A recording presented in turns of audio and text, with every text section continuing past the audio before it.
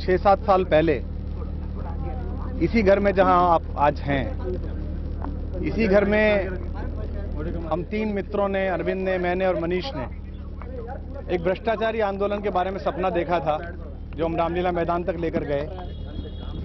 अभी 3-4 दिन पहले एक चुनाव से पहले आए हुए लोकतांत्रिक जनवादी पार्टी लोजपा से आए हुए एक विधायक ने मेरे बारे में कहा कि मैं बीजेपी का एजेंट हूं। मुझे लगा कि अगर यही बात उसने मेरे मित्र अरविंद के बारे में या अनिश के बारे में कही होती तो वो 10 मिनट में हमें पार्टी में बाहर निकाल दिया जाता, उस पर कार्रवाई होती। आ रही है लेकिन उसने जब कल भी दोबारा ये बात कही तो मुझे समझ में आ गया।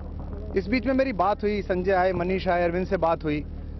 मुझे लगा कि ये निकाल दिया जाएगा। कोई अगर ऐसी बात अरविंद के बारे में बोल दे तो हम सहन नहीं करेंगे, मनीष के बारे में बोल दे तो पूरी पार्टी सहन नहीं करेगी। विधायक कह रहे थे जी बिल्कुल निकलना चाहिए, कार्यकर्ता कह रहे थे, पर कल जब उसने दोबारा बोला तब मुझे लगा कि ये रामविलास पासवान जी की पार्टी में से आया हुआ पहली बार का विधायक नहीं बोल रहा, ये सिर्फ मुखौटा है, इसके पीछे से कोई और बोल रहा है।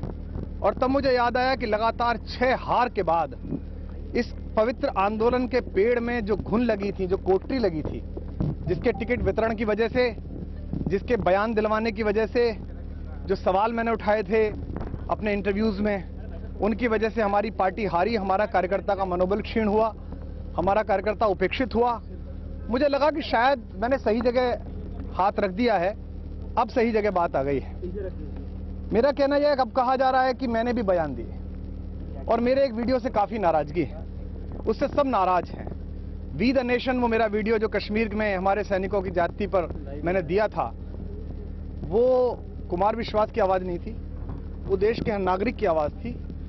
और मैं 2 बातें साफ करने देना चाहता हूं। अगर देश की आवाज, राष्ट्र की आवाज आगे लाने के लिए मुझसे पार्टी, संगठन, कोई भी नाराज होगा, कोई सरकार, कोई व्यवस्था, तो मैं आवाज बंद नहीं करूंगा, मैं लगातार बोलूंगा। कश्मीर की बात होगी, सैनिक की बात होगी, शहीद की बात होगी तो मैं बोलूंगा। गलतियां अगर हमसे हुई हैं, हमने खराब मनोबल के समय पर आतंकवाद से लड़ती हुई भारतीय सेना के लिए ऐसा संदेश दिया जिससे गलत मैसेज गया, तो हमें कोर्स करेक्शन करना पड़ेगा।